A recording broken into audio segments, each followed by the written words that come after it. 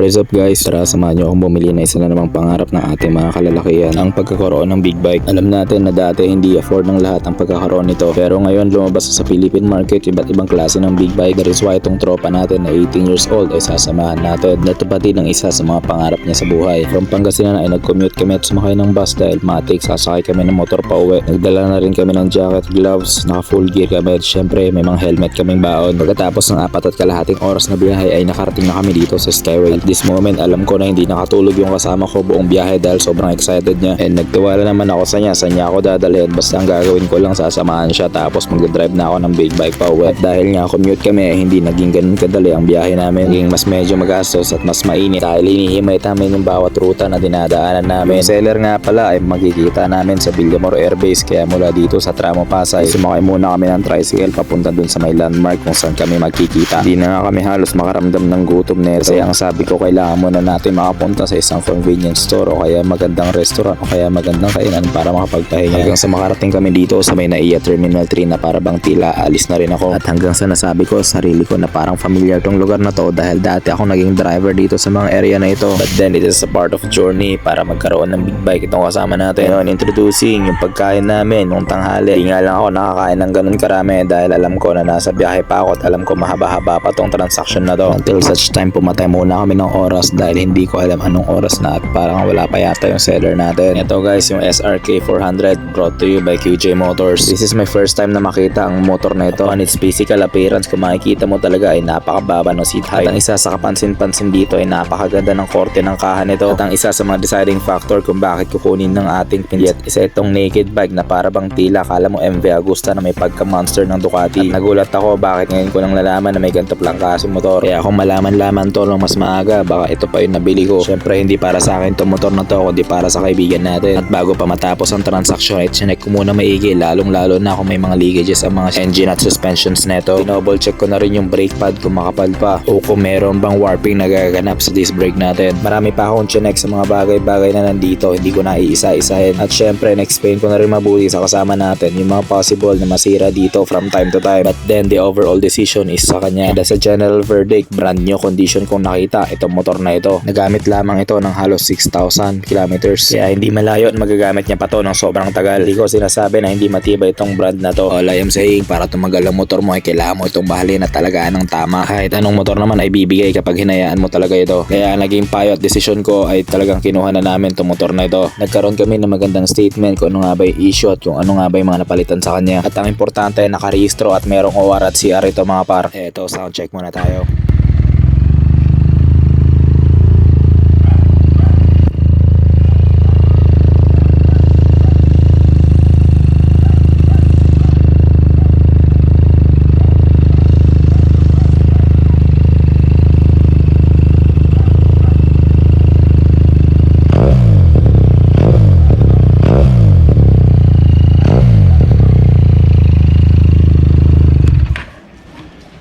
Tara, loadan natin.